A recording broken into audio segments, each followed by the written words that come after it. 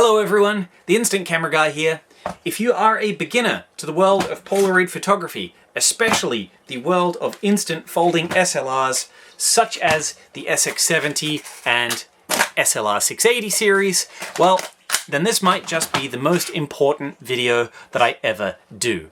I'm going to try and be as condensed as possible during this video. This video I'm also going to reference many other videos that I've done in the past. If you want to follow those for a deeper dive of information, I will put links in the description below.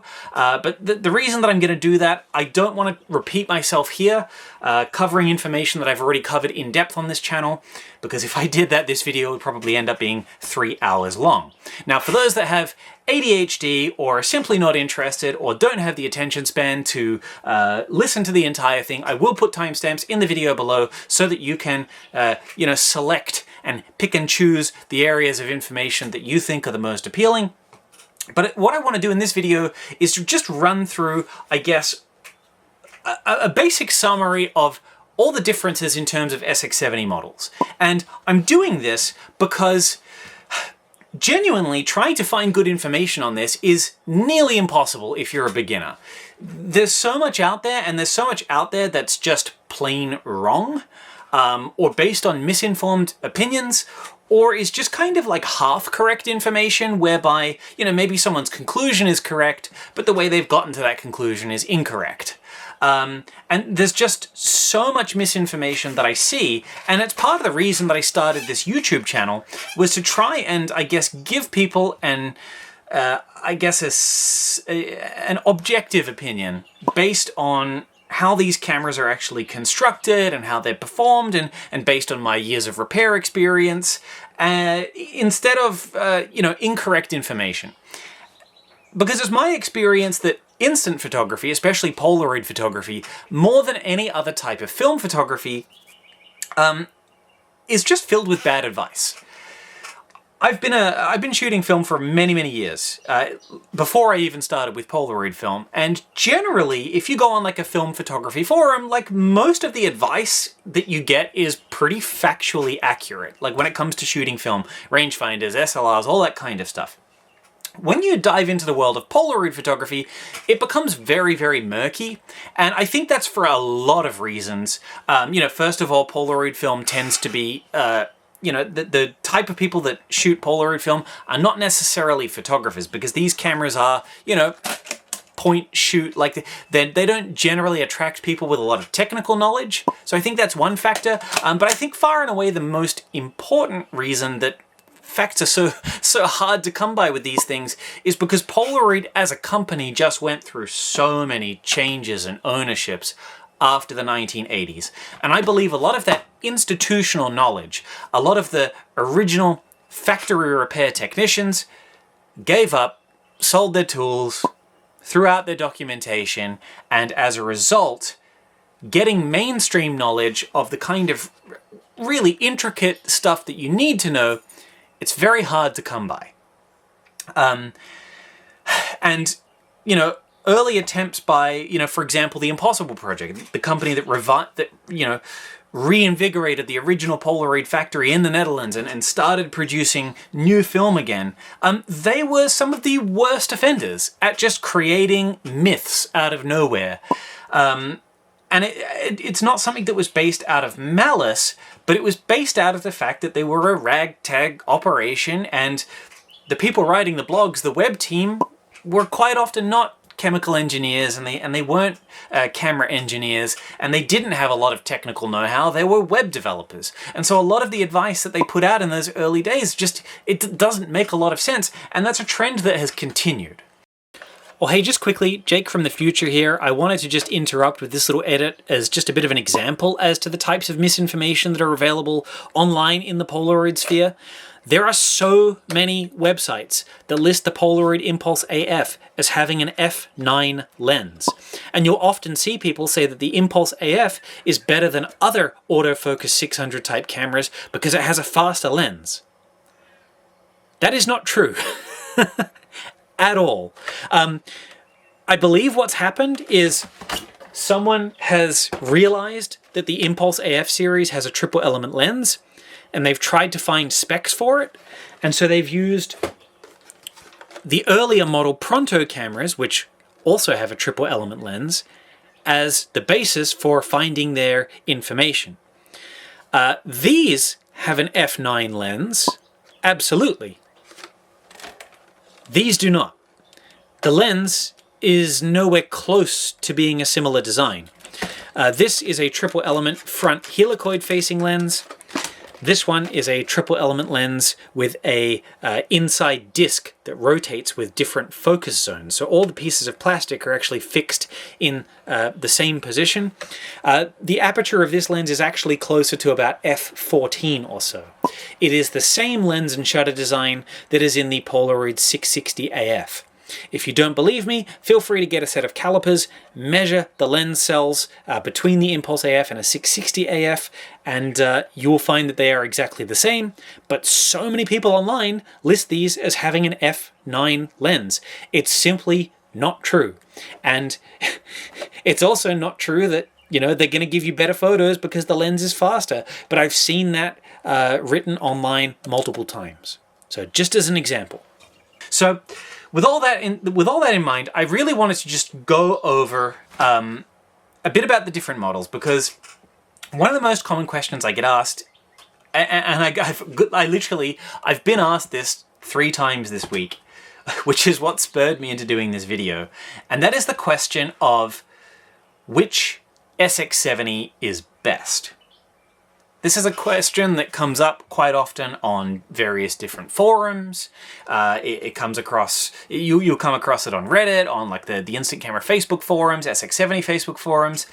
And the first thing I wanted to do is just address that question, because asking which of these cameras is best, right? Because I've got a wide range of different ones in front of me right here.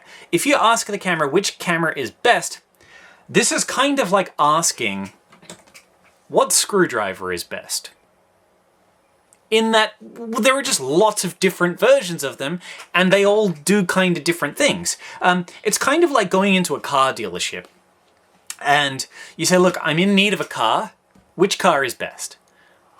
Well, that depends. Do you want a small car with good economy? Are you after a station wagon because you have 3 kids and a dog and need to move a lot of people around? Do you need to go 4-wheel driving? Like, what are your demands in a car? Then we can figure out what's best. And I think that that's you need to apply the same line of thinking to these cameras right here. Because how do we define best?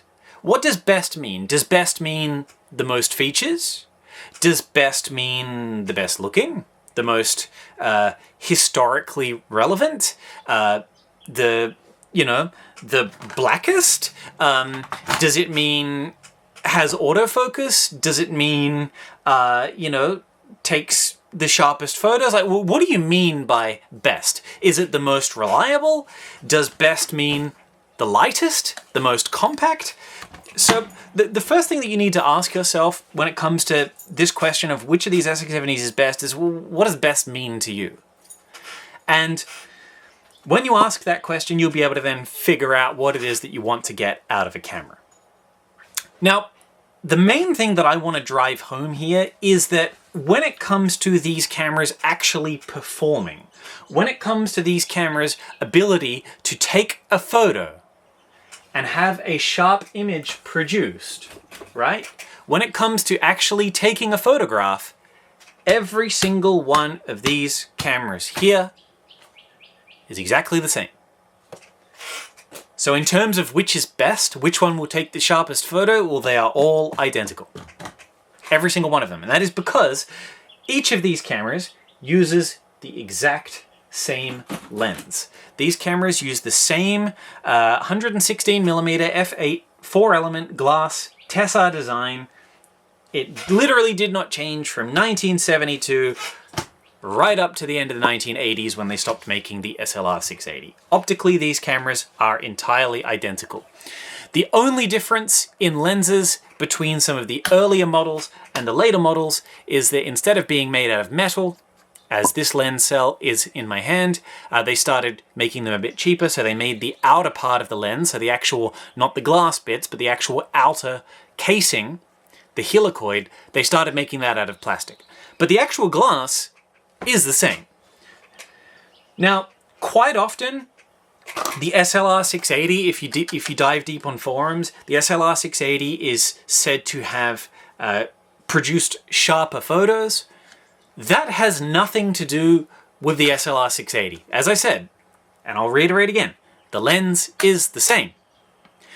The reason that the SLR-680 generally will take a sharper photo is because it natively takes 600 film. And 600 film compared to SX-70 film is 640 ISO versus 160 ISO.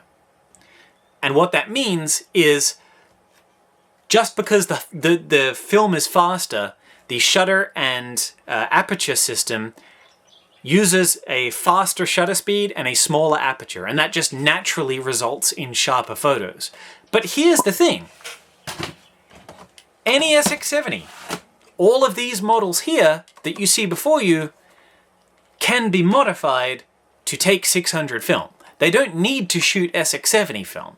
You can modify each of these cameras in front of you to take 600 film, and once you have done that, the performance between this old Model 2 and this SLR-680 will be completely identical.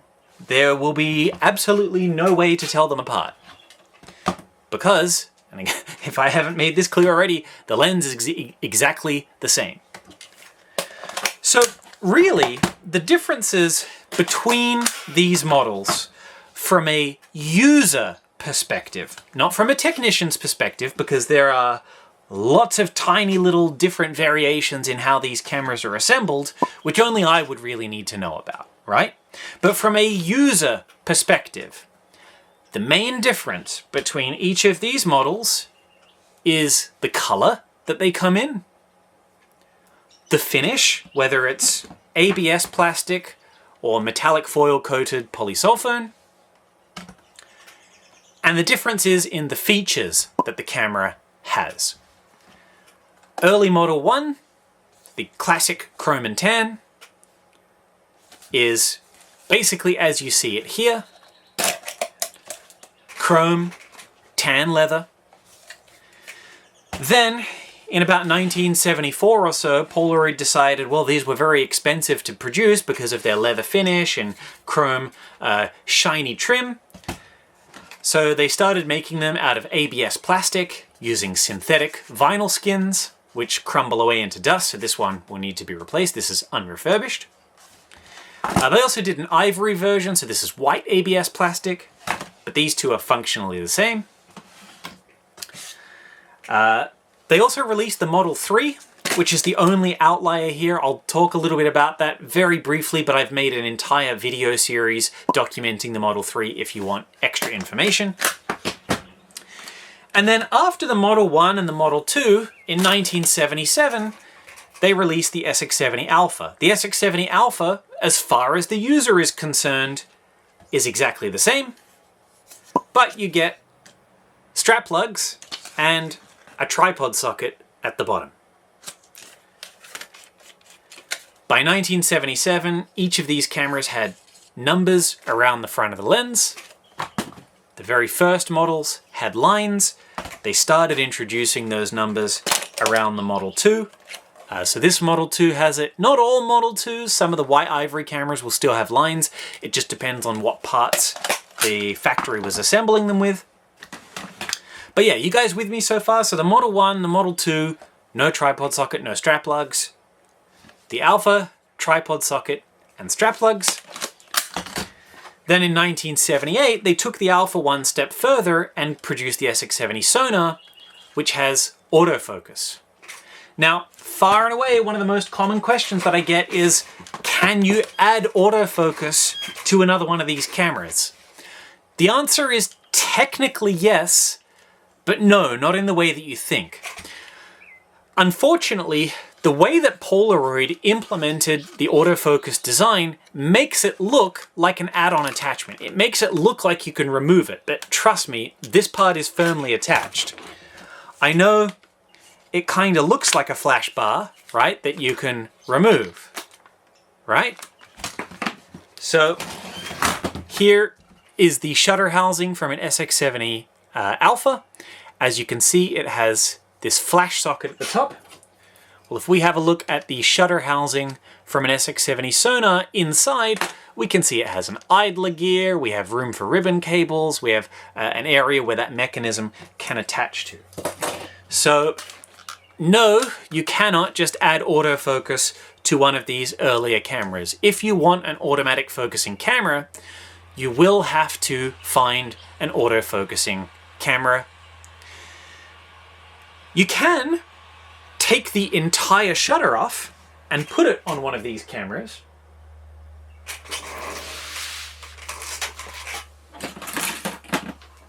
So for example, I have here this SX-70 Sonar shutter. This one is all fully refurbished, it's ready to go. Hypothetically speaking, I could take this ivory Model 1, I could remove the entire shutter assembly and put this one in its place instead. And that would give me a working ivory model with a Sonar shutter, but I have to replace the entire thing. You can't just replace the autofocus mechanism. As much as it looks like you can, you can't. Hey, Jake from the future again. I wanted to add that one of the other questions I get asked when comparing, later model cameras that had tripod socket and strap lugs to earlier model cameras is people will often ask me, can I add a tripod socket to their camera? The answer is no. The tripod socket is built into the chassis of the camera itself. It's completely riveted in place. These are impossible to remove.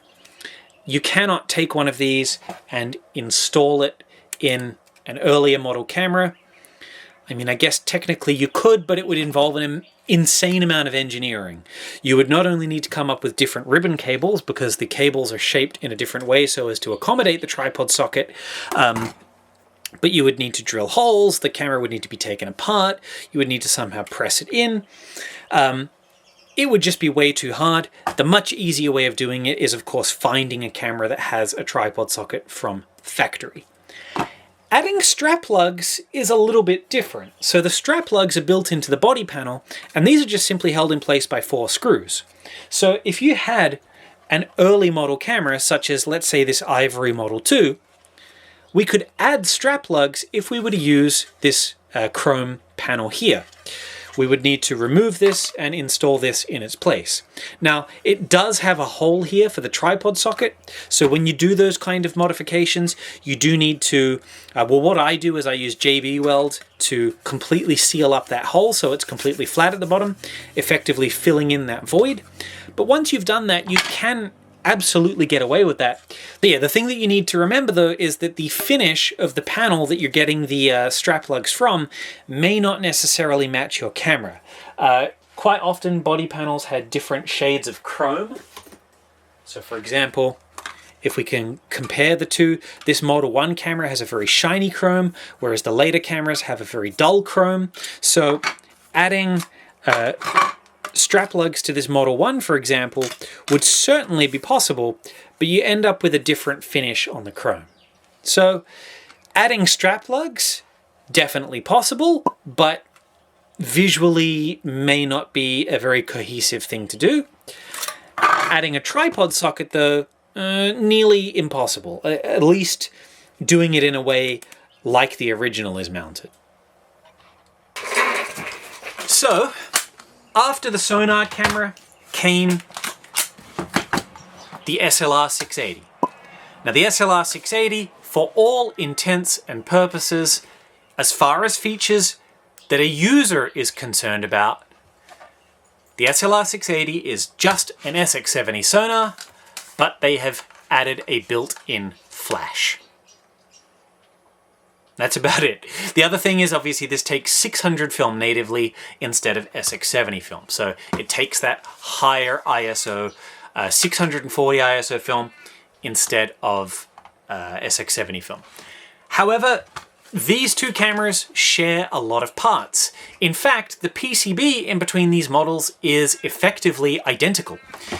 Other than the capacitor in the integration cycle, which on this camera is around 1000 picofarads, and on this camera is around 220 picofarads, other than that capacitor on the board, these two are basically the same inside. There are some very minor differences in terms of the solenoid and the shape of the aperture blades, but otherwise these are the same, and you can repair one of these using parts from one of these and vice versa. So, effectively what that means is if your end goal is just to take a sharp photo, any of these cameras pictured here are going to suffice.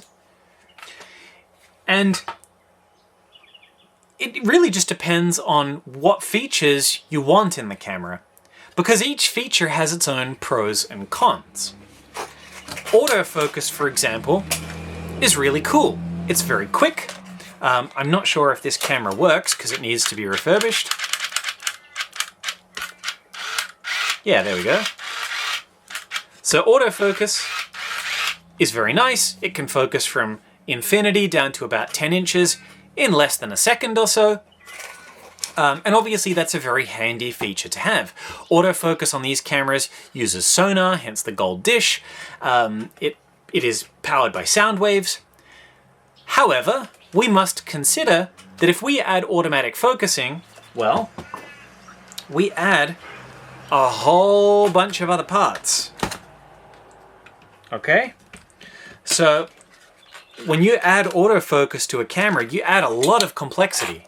So not only do we have that extra idler gear that I was talking about, we have a transducer, we add another motor, we add a high voltage transformer, we add a whole bunch of proprietary ICs, so 1, 2, 3, 4 dual inline package microchips, we add a bunch of capacitors, resistors, trim pots, we add extra ribbon cables, we add an extra switch, we add a clutch assembly, we add a whole stack of gears, we add an infrared emitter and receiver for the optosensor assembly. Basically, we add a lot of things that can go wrong, is what I'm trying to say.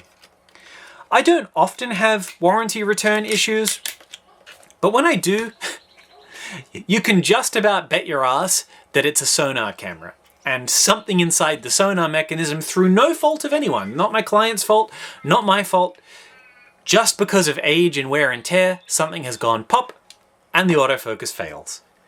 When you add complexity to a camera, you add things that can go wrong. So whilst autofocus is a nifty feature to have, if reliability is going to make your camera better for you, then honestly, I would go with one of the earlier models.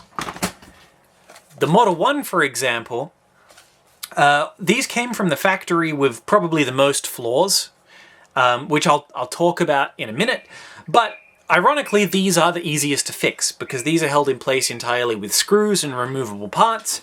Later model cameras are held in place with rivets, so if they break, it becomes harder to fix. So it's much of a muchness. One of the things that I will point out, this is my personal camera. What do you notice? Right? It's just a standard Model 1. The reason being that as a technician, the last thing that I want to be doing is fixing my own camera all the time. And as a result, for me, simplicity is key. It's one of the things that I value the most. You will often find this, right? People in a certain industry, maybe they are a mechanic, they will usually own a very simple, basic car that they maintain themselves. They won't own something insanely complicated because they don't want to have to work on it. And I'm the same. I already do this full-time as a job. I don't want to be having to re-repair my camera constantly, so I keep things very simple, and my personal camera is a very simple model. Furthermore, with the SLR 680, you add not only all of those components that I just showed you in the Sonar assembly, but now you add a high voltage capacitor, PCB, xenon flash tube, and all the extra gears and bits and pieces that make that work. Now again, that adds extra complexity. it is very appealing to want to have all of those features built in to one nice, easy to handle package. Trust me, I totally get the appeal over wanting one of these versus, say, an SX-70 Sonar where, although you can use a flash, you have to buy an additional accessory. Right? However, I'm going to point out here, the Mint Flashbar here, using an external flash, has a big advantage. If this flash dies, well, we put it in the bin or try and fix it, but if we can't, we just get another one, right? I mean, heck, if you wanted to have complete redundancy, you could buy 2 of them and take a spare into the field. These are only about $100 or so. So they're not expensive. And that's a big advantage. If the flash dies on an SLR 680, well, if you can find which component has blown and repair it, great. But if not, you're then looking for another SLR 680 to source parts from, if it happens to be that something proprietary has gone wrong. And that's problematic, right? The other thing is, if this flash dies in the field, well, I can't swap it out for another one. To replace that, I have to open the thing up and get into the guts. It's also worth noting that flashes on an SLR 680, because they are integrated into the design of the camera, can fail utterly spectacularly. My personal SLR 680, I had to rebuild the other month, because the high voltage flash failed in such a way that the high voltage ended up being dumped into the common 6-volt rail, and that meant that not only did the flash blow up, but the autofocus PCB, my SX-70R PCB that I had installed into it that does all the manual control and Bluetooth functions, and the buck converter in my Polaroid mod. It was utter, catastrophic electrical failure, and it simply would never have happened in a camera that didn't have a built-in flash. So, as I said, you sort of got to prioritize, do you want the convenience of having everything built in, or do you value not having to send your camera off to a technician quite as often if something fails? There are obviously pros and cons for both. One advantage that I will say that all of these cameras have over the SLR 680 is price. The SLR 680 has become incredibly overhyped as of the last maybe 10 or 20 years. Partly this is because they're seen as being the best for some reason. I guess best in this case means the most features. I think part of it comes from the fact that they were one of the last cameras ever produced by Polaroid, at least in the the folding SLR series. They were sort of the last of the original lineup of the SX-70s. And I think it's partly because people see them as being convenient and see them as having, all these features built in. But as a result of all that hype, you will pay the price for it now. And it is not uncommon for even the most clapped out SLR 680 to sell on eBay for upwards of $300. One of the things I'll go into in just a minute is quality control and some of the various different issues. And ultimately my recommendation, if you do want an SX-70, all of that's going to tie in just a minute. But one of the problems with the SLR 680 is it was produced at Polaroid's lowest quality control. The parts that make up the SLR 680 are generally quite cheap. You can see, for example, the bellows here are starting to turn that like yellow, dusty color. That typically only happens on SLR 680s. The mirror silicon, for example, is prone to dropping, so the mirrors in these are generally going to be very loose, causing them to fall and smash. And ultimately, yeah, that brings me to my last conclusion.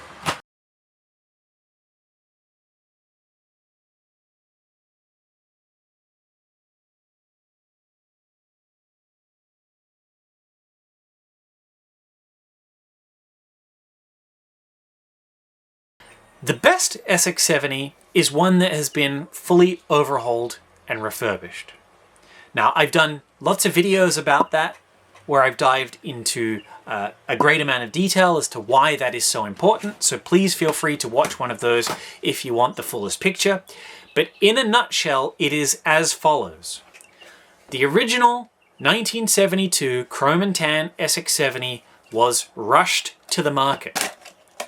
When this thing was sold, it was released to the general public half-baked. And the reason for that was shareholder pressure. The SX-70 had its research and design, its R&D development throughout the late 1960s. And it cost Dr. Edwin Land, the founder of Polaroid, it cost him the modern equivalent of $1 billion US. Imagine pouring that much R&D into a product. And the reason it was so expensive is because this thing was literally the definition of cutting edge. It was the first, the Sonar was the first mass-produced autofocus camera. Certainly the first autofocus instant camera, and the only camera to use Sonar as far as I'm aware. The SX-70 was one of the first consumer cameras to be completely automatic in terms of film ejection, in terms of developing, in terms of exposure system. And of course, let's not forget the fact that it's an SLR that folds down into a compact package. So all of those things required insane amounts of research and development and time and money to figure out. And by 1972, the shareholders of the Polaroid Corporation got sick and tired of Edwin Land eating into the profits of the company and effectively forced his hand and said, well, we think the product is good enough, let's release it now. And that meant that early versions of the SX-70, especially the Model 1, some of the Model 2s, were just riddled with bugs, riddled with design flaws that would end up crippling them. Many times you'll see on SX-70s, this chrome one is not an example of that, but many times you'll see near the serial number up here, you'll see like a dab of orange paint, or you'll see pencil markings inside the viewfinder if you drop the blinds down. Well, those markings were from previous technicians because Polaroid had an entire division dedicated to rebuilding these things because so many of them got into the hands of their new owners and just never worked properly from the factory. So Polaroid had like teams of technicians dedicated to rebuilding these things and then reselling them. So a lot of times if you purchased a brand new SX-70, it might have actually been a second-hand SX-70 that was refinished by the factory to solve design flaws. Now, Polaroid would revise a lot of those issues to do with the early cameras. But a lot of times their revisions ended up cost-reducing the camera, like the Model 2 is a classic example where they chose a synthetic leatherette and a ABS plastic body instead of the shiny chrome. And what started to happen is that each year that went by doing these revisions, the cameras and their assembly got cheaper and cheaper and cheaper. So this SX-70 Alpha, for example, is held in place using rivets instead of screws. Whereas if you see this ivory Model 2, in 1974, 1975, a lot of times they were still using screws to hold these cameras together. Obviously, rivets are single-use fasteners, and this makes repairing later cameras a lot more difficult to repair. As time went on, there were a lot of quality control issues, and so it's sort of much of a muchness. The earlier cameras tended to have more issues out the gate, but later cameras had issues because of cost reduction and wear and tear. And the SLR680 that I was talking about before probably suffered the most out of this. It suffers from an ABS plastic flash housing, which is very brittle. It suffers from inferior quality bellows. Quite often the soldering on the PCBs of this is not as good as its earlier models. Again, rivets instead of screws. It suffers from, like many SLR680 models, have thin, flimsy lens boards where the legs are prone to snapping. And as I mentioned before, the silicon that holds the mirror in tends to fail. Again, I've covered this in lots of videos before, but you will 100% be guaranteed that if your SLR680 has not been refurbished, the mirror inside is going to drop at any minute, where it can smash, damage the bellows, damage the Fresnel screen. So the last thing we have to consider is, of course, wear and tear. These cameras are all about 50 years old by now, and as such have had 50 years of wear, tear, use, and abuse. and as such are not going to be in the best operating condition.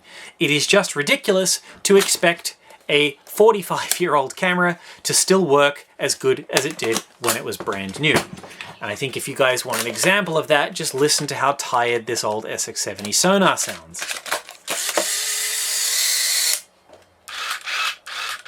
Right? Compare that to my refurbished camera. Okay, there's a bit of a difference. The motor in this thing is very tired, and I would say this is one of the better quality Sonars that I've seen over the last few weeks. So, in a nutshell, the best SX-70 is one that has been fully refurbished. And I would add to that, converted to take 600 film. Now there's obviously different ways you can do conversions. You can do it by swapping the capacitor on the main PCB with one of a different value, so typically one that's a quarter the value. That in and of itself is a very dark art. There are companies that do it. That is not a service that I provide these days, because these days when I modify these cameras, I install brand new PCBs in the form of the SX-70R PCB currently, but I am board agnostic. If any other manufacturer chose to reproduce the SX-70 PCB brand new and add different features and that kind of stuff, I would be happy to use their products as well. So for example, if and when the Open SX-70 project starts producing boards, I will happily install their boards for clients. I am very involved with the SX-70R project, but I would work with others as well. But the advantage to a brand new PCB like this is not only do you get really accurate exposures of photographs, but the board is brand new. The electric eye is brand new. We are not relying on 50-year-old crusty pieces of technology that have sat in a basement oxidizing for the last 50-odd years. Having brand new parts infinitely improves the reliability, and I must say that ever since I made the change to refusing to deal with the original PCBs on these cameras, to only offering new upgrades, the amount of returns that I have, or the amount of troubleshooting that I have with clients, having, spontaneous failure of their camera or exposure issues, has effectively become nothing, right? It's so uncommon these days. So I highly recommend whatever SX-70 you choose, just make sure it's one that's been refurbished. Now, this video has already become very long. I may do a follow-up video on what to look for in an SX-70 technician. Obviously, I'm a technician myself, and I'm pretty biased into thinking I'm a pretty good SX-70 technician, if not among the best in the world. And I have a lot of opinions in terms of what I think constitutes good repair versus average repair versus someone that has simply just reskinned a camera and is trying to pass it off as fully refurbished. So I'll probably do a follow-up video on that at a later date, but I think this video has been long enough already. So in a nutshell, the main thing to remember is that optically every SX-70 is the same. From a user perspective, the main thing that is going to change is the features of the camera. So whether it's got tripod or strap lugs, whether it's got autofocus, or whether it's got autofocus and a built-in flash. And the most important thing is that once an SX-70 has been refurbished, once everything has been brought up to working condition, these are all going to perform the same. That's the most important thing to know. The last thing that I'll talk about is the Model 3. Again, I'm not going to say much on it because I have done like a full 40-minute documentary on that camera. There are two cameras that exist within this lineup that are the odd ones out. The first is the SX-70 Model 3 because it is the world's only SLR that isn't an SLR. This has an optical viewfinder despite all the SLR mechanisms still being intact. In my opinion, the Model 3 defeats the very purpose of owning an SX-70, which is to own a folding instant SLR. The SX-70 Model 3 literally gives you the worst of all worlds. I don't recommend them, and for more information, watch the video that I did on that topic. And the last camera that I wanted to talk about, I don't have right in front of me, but that is the Japanese-made SLR 690. The 690 looks like the SLR 680 that I have in my hands now, but it is not the same. Internally, electronically, they are completely different. They use different screws. And as a result, electronically, they are not compatible with the earlier model cameras. They are also woefully unreliable for reasons that you can learn about in the videos that I will link in the descriptions below and on screen. Anyway, I hope you guys enjoyed this. I know there was a lot of information here, and there's still a lot of information to get through if you go and watch my linked videos, but this is truly an area where there's just so much stuff to cover. I hope I was able to keep your attention for long enough, and I hope that you got a lot out of this video. In case it hasn't been apparent, I always put little text box in my videos in case I think that I've missed something or have extra information to add, and you'll hear that little pop sound effect whenever those little text boxes come on screen. Anyway, I'm going to get back to work now because all of these cameras need refurbishing, and I will see you in the next video.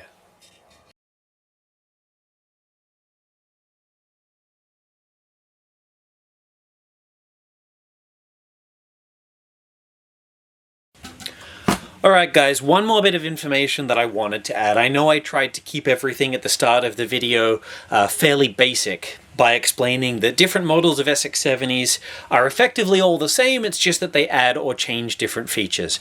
And I described the SLR 680 as basically being an SX-70 Sonar, but with a built-in flash. Because, you know, for the most part, it is, right? These two cameras are effectively identical, except the 680 has a built-in flash. But I know that if I simply explain it like that, I am going to have someone in the comments section below go, "Actually, Jake, did you know that the SLR 680 has a tilting flash mechanism and thus is superior to all SX-70 Sonar cameras?" And yes, that is true. I didn't explain that before, but allow me to explain a little bit extra the pros and cons of each approach, and just dive into a bit more about flashes for SX-70 cameras versus the 680. So, to start with, yes, it is true. The 680 does have one party trick over, say, using a mint Flashbar on an SX-70 Sonar. On an SX-70 Sonar with a flash attachment, the flash only comes out in one direction, right? From the top here. Now, the truth is, for 90% of scenes, that's not really going to be a problem. If you're just simply taking portrait photos of someone at a party, that is going to be completely fine. The 680, if you look at the side of the flash here, as I manually focus the wheel, you will see that it tilts backwards and forwards. So the closer you focus, that flash tilts by probably about 10 degrees. Now the reason for that is because the flash sits very far up, right? It sits very far above the lens, and when you start to focus really closely to about 10 inches, it means that the light from the flash is going to partially go over your subject. So by tilting the flash so that it angles down towards your subject, it is better able to illuminate macro distance subjects. So, you know, if you were taking photos of a little miniature or something only 10 inches away, the tilting flash does help with that, and the SLR 680, that is an advantage over doing that with, say, a regular Sonar. Now, the reason that I didn't mention that earlier in the video is, like, realistically, this only makes a massive difference at the closest possible focusing distance. If you're focusing on subjects like over a meter away, like most people shooting will be doing, it's not really a big deal. I would also then like to point out that if you don't have automatic focusing, the flash will obviously sit much lower. So in this example, we can see that the flash is now an inch lower because this is just a standard camera. It doesn't have the auto-focusing mechanism. Now, the issue is not so much of a big deal as it would be on an SX-70 Sonar. So if you're using a standard camera, that built-in flash, it's not really a problem now. And Like it's only when you start to migrate the flash lens higher and higher and higher on the camera that macro focusing issue becomes a problem. So again, it's kind of much of a muchness. You need to decide whether or not having the ability to have slightly better illuminated photos at macro distance is worth having all the components built in. Because as I said earlier in the video, the more components you build into a camera, the more things that can go wrong. And obviously, in a restoration, such as the kind of overhauls that I do on these cameras, I try and preemptively fix as many things on these 40 to 50-year-old cameras as I can so that they don't go wrong. But it is just statistics. If you add more moving parts, if you add more components, it is more things that can go wrong. Does that make sense? So the pro and con is that while the 680, yes, okay, it has better macro capabilities if you're exclusively focusing on taking photos 10 inches away using flash, then certainly having it built in is going to be good.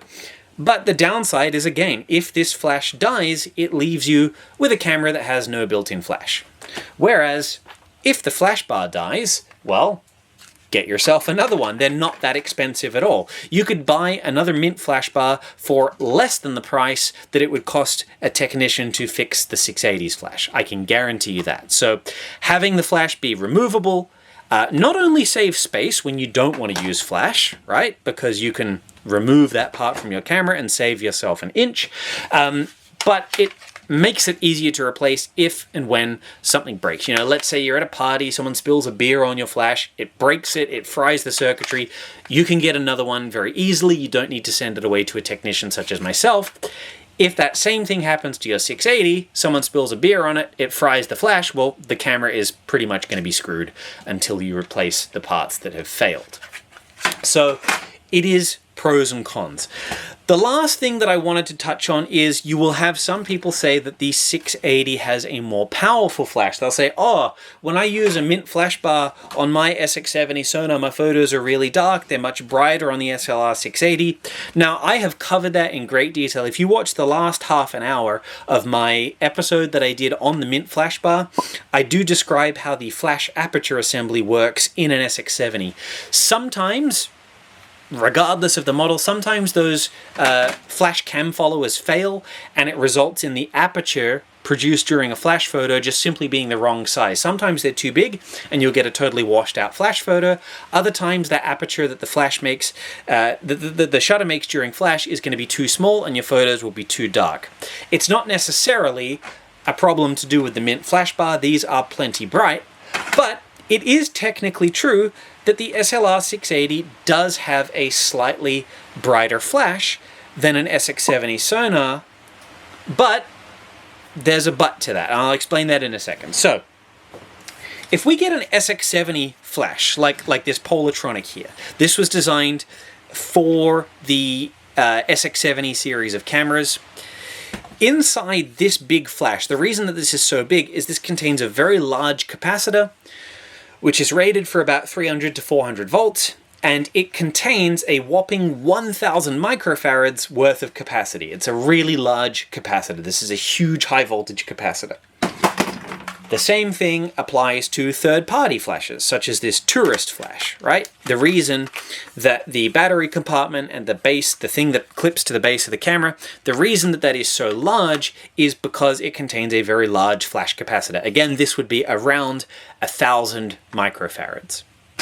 So 1,000 microfarads with a xenon flash tube is roughly what is required to expose a flash photo on an SX-70 with 160 ISO film. Well, if you want to convert one of these flashes to 600 film, so to expose for 640 ISO, well, what you would do is you would replace the capacitor with one a quarter the size.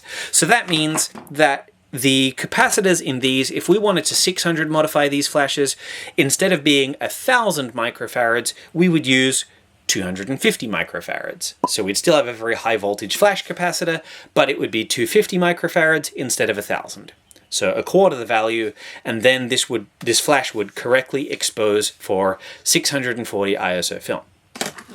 Well, we know that the correct value, assuming we start with 1,000 microfarads, To convert from SX-70 film to 600 film, we would need 250 microfarads, right? You guys all with me? Well, the SLR680 is a bit of an odd duck. The capacitor in here is 400 microfarads. So it's not exactly a quarter, it's actually closer to being half.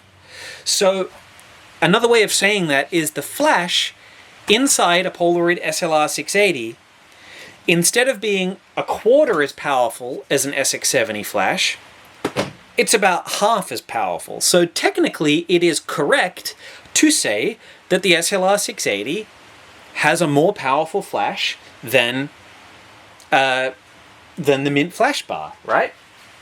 Because, again, that Mint Flashbar, the way that these work, inside here is a bank of capacitors, and when you put it on the, half power versus the full power mode, it only charges some of those capacitors, so you'll either get about 1,000 microfarads or you'll get about 250 microfarads. That's what the switches do. So it is technically correct to say that the flash in a 680 is more powerful than the Mint Flashbar. But not really. So there's two things to consider. The first, the flash lens on the 680 is about half the size. It's a lot smaller, right? So the output of the 680's flash is not quite as wide. So that's one thing to consider, because the wider the flash is, right? Like, look at the size of the lens, right? Look at the size of the xenon tube here. The wider this is, the more it's going to throw light across the room. It's not going to be so focused. It's going to be a wider distribution of flashlight. That can make photos appear brighter, not because the flash itself is brighter, but because it's more evenly illuminating a scene. It's simply a wider throw of light. So that's the first thing to consider. And the second thing to consider is that because the 680 has a 400 microfarad capacitor, the 680 actually uses a smaller effective aperture when it takes a flash photo than a standard SX-70 would. If you focus both of these cameras to the distance, to the closest distance, if you focus both of these to 10 inches, the 680's aperture will be smaller than the Sonar's. And that is because it has a more powerful flash capacitor, so it needs a smaller aperture. If you use a 250 microfarad capacitor in a 680, you would be able to keep the apertures the same. Does that make sense? So, again, like most things in Polaroid land, a lot of the information that's out there is either wrong or, even worse than that, half correct.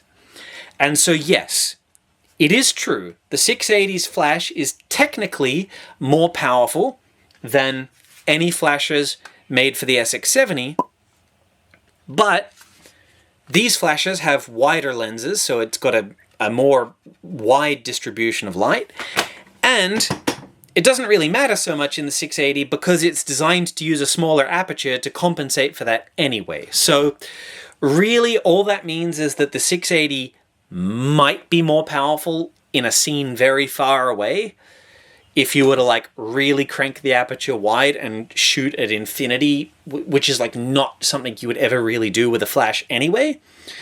So basically what I'm trying to say is it's not really a realistic scenario where you're ever going to notice the difference. And the only true advantage that the 680 has is that tilting lens, which allows for 10-inch macro photos to be more evenly illuminated. But that's not really a problem if you're using a standard SX-70 because the flash is not quite as high anyway, and thus it's not really an issue. That's why if you look at the original SX-70 advertising promotional material, you know, they're using a flash bar at macro distances, and it's not really a big drastic problem. So yeah, I just wanted to cover that because I know otherwise that like every time that I mention that the 680 is basically just a Sonar with a built-in flash, you'll get someone that goes, well, actually, you're not considering this and this and this and this. Okay, yep, I've explained that now. It's really not such a big deal. The only party trick the 680 truly has is that macro flash. If you can live without that, then I think for the extra reliability, a standard Sonar camera, or even better, just a standard Model 1 or Alpha type camera is a better option.